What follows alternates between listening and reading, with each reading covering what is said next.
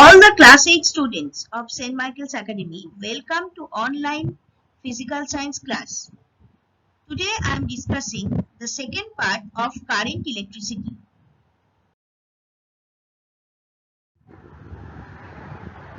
First, I am discussing resistance. Resistance is the physical property of a substance because of which it opposes the flow of current, that is, electrons.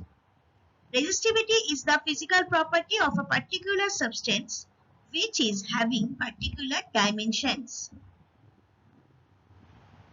Resistance is a measure of the opposition to current flow in an electrical circuit. Resistance is measured in ohms, symbolized by the Greek letter omega. Sign is there. Ohms are named after George Simon Ohm. 1784 to 1854, a German physicist who studied the relationship between voltage, current, and resistance. There are four different factors which affect resistance. First one, the type of material of which the resistor is made. Second one, the length of the resistor, that is L in the diagram. Third one, the thickness of the resistor, that means A in the diagram. The temperature of the conductor, that means T. Now see the diagram. This is a material. Which material I have not yet mentioned. So the kind of material. Here L is equal to length, already shown by arrow.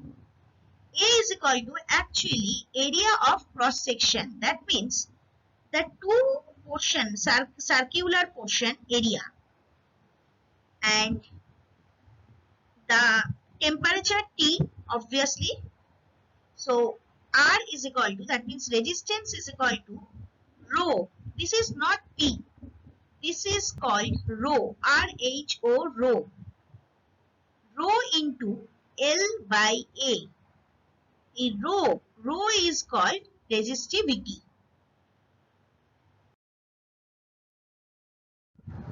Now resistivity. That means that rho. The resistivity is the resistance offered by a conductor having unit length and unit area of cross section. See this formula from the diagram. R is equal to rho into L by A, where rho is equal to resistivity, L length, and A cross sectional area. Already just now I have discussed. If L will be 1 and A will be 1, that means length will be unit, and suppose 1 meter or 1 centimeter, and A is equal to 1 centimeter square or 1 meter square, then R is equal to rho. The unit of resistivity of ohm meter. The unit of resistivity is ohm meter or ohm centimeter. One in CGS, another one is SI. The formula is rho is equal to R into A by L. Please see, if you have to find out the value of rho, then if you will do the cross calculation actually. So A will go that side, so it will come R into A divided by L, where R is the resistance in ohms, A is the area of cross section and in square meters, and L is the length in meters.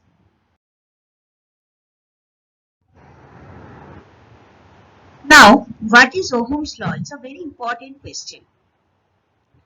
Ohm's law states that the current through a conductor between 2 points is directly proportional to the voltage across the 2 points. Introducing the constant of proportionality, the resistance arrives at the usual mathematical equation that describes this relationship. According to Ohm's law, V varies as I. V for voltage, it's volt. I for current. So, varies as sign is like this. That means you have to take a constant. That constant is R. R for resistance. Where I is the current, through the conductor in units of amperes. V is the voltage measured across the conductor in unit of volts. And R is the resistance of the conductor in units of ohms.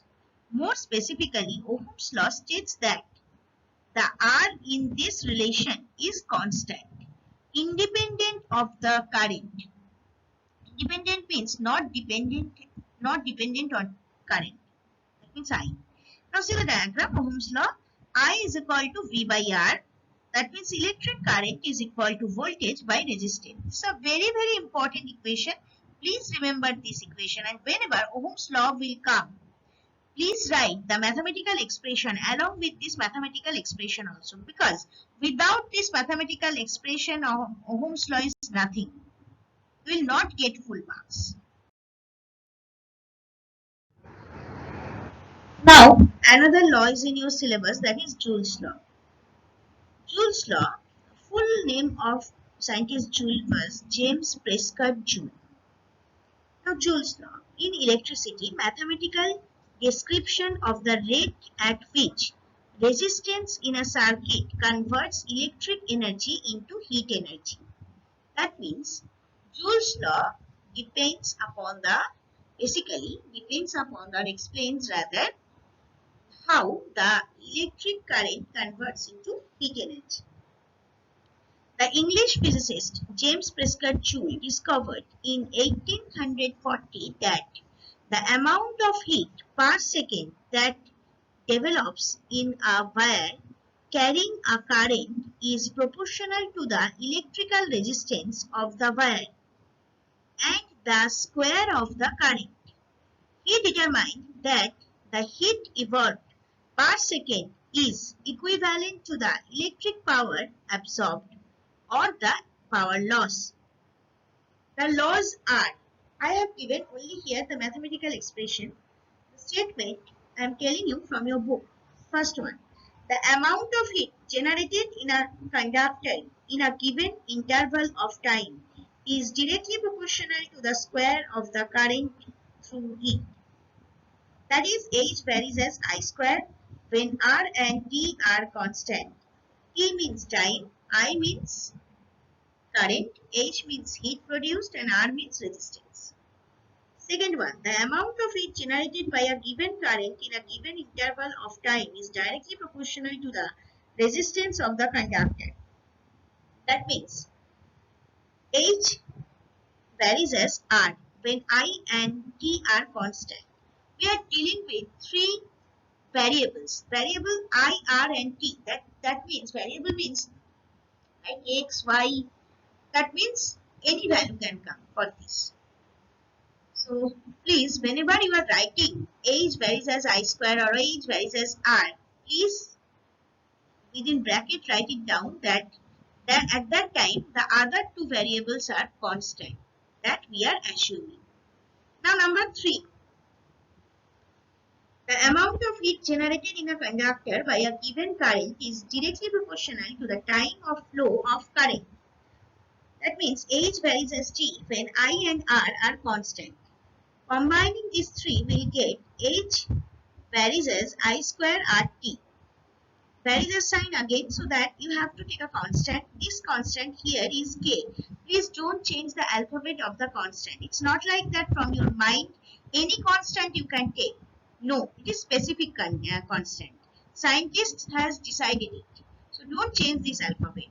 H is equal to K into I square RT, where K is a constant.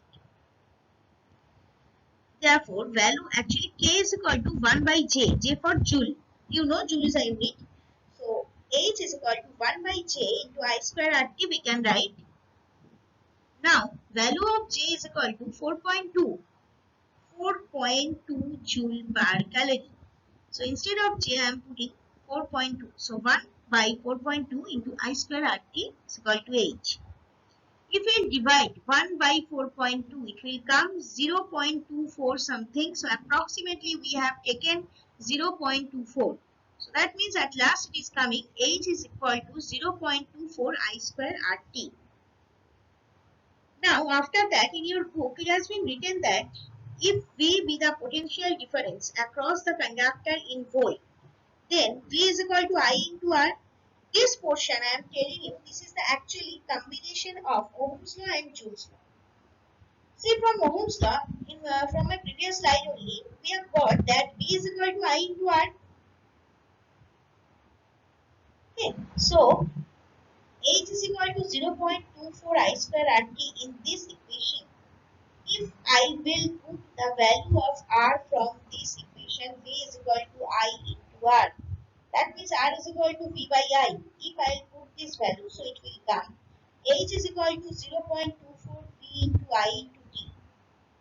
Or else, if I will put the value of I from the equation V is equal to I into R, that means I is equal to V by R, then only we will get H is equal to 0.24 V square T by R. Hope so you have understood. If you have not understood, my email ID is there. Please mail me. We are going to discuss the heating effect of Joule's law. The application of Joule's law. First example that we can take, that is incandescent bulb, electric bulb. The incandescent bulb works on the principle of incandescence. Now, what is incandescence? Why it is called incandescence? A general term meaning light produced by heat. So, where light is produced by heat, that terminology actually is incandescence. This type of bulb is called incandescence bulb. Actually, yellow color bulb, white color bulb, but yellow color light is coming out. I think you have seen this because now the LED is type of bulb is coming generally. But apart from this, actually this is the oldest version of the lamp. In an incandescent type of bulb, an electric current is passed through a thin metal filament, heating the filament until it glows and produces light. Please see the diagram. This type of bulb we are talking about. Here energy input or electrical energy and energy output at the time of output processing. After processing, at the time of energy output, light energy is coming. So here electrical energy is converting into light energy. So this is a diagram of electrical lamp. One more thing I want to say. Here the filament. This filament is made by tungsten. Symbol is W, capital W. Why this is made by only tungsten? Because the boiling point or melting point of this particular tungsten is very high. Because here heat is produced and light is also produced, so that means it will not melt. That's why particularly this thing only made by tungsten. See the ring like this wire. This is actually tungsten or filament. If it will be broken down, that means we generally used to say bulb is not working now.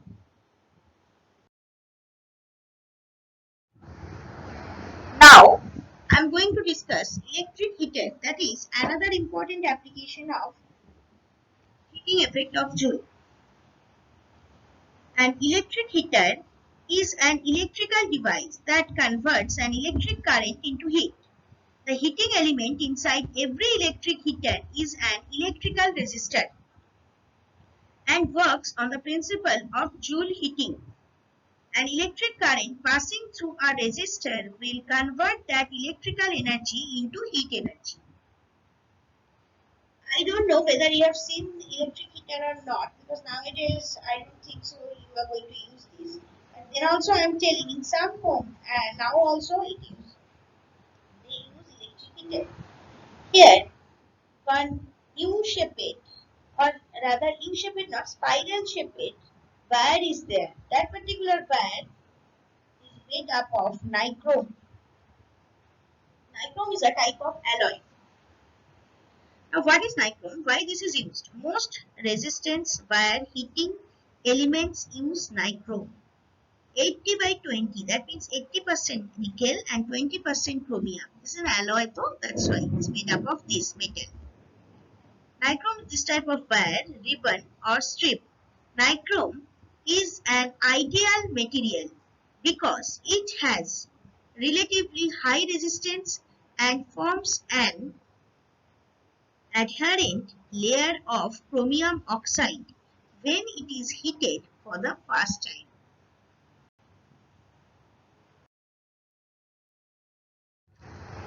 Now, magnetic effect of current has been described by Oersted. Oersted was also a scientist. Now, Oersted's experiment, what is this? Oersted's experiment that when an electric current is passed through a conducting wire, a magnetic field is produced around it. If a compass needle is placed in the vicinity of the current carrying wire, that means within the range of the current carrying wire, needle of the compass is found to deflect in a definite direction. Oersted's rule: the right palm of your hand obviously is so placed that the current carrying wire lies in between the palm and the needle, and the palm must always face the wire. Then, if the fingers be pointing towards the direction of the current, then the outstretched thumb will give the direction of deflection of the north pole of the needle. The magnetic field lines encircles the current carrying wire. The magnetic field lines lie in a plane perpendicular to the wire. If the direction of the current is reversed, the direction of the magnetic field reverses. The strength of the field directly proportional to the magnitude of the current. The strength of the field at any point is inversely proportional to the distance on the point from the wire. See the diagram. First, from the battery, we have made a circuit. Switch open. No current is flowing. So that particular magnetic needle, red and blue color, so just pressing a north direction. Now current is flowing. That means switch is closed. So that means circuit is closed. So current is flowing in that direction. Direction given by arrow. So deflection of beneath the wire. Deflection of that particular magnetic needle in that way. North pole is going that side. Now in the last diagram, here also current is flowing, but direction has been changed. That's why deflection of the magnetic needle in the opposite direction. For any doubts or queries, please email me at shudeshnavan.sma@outlook.com.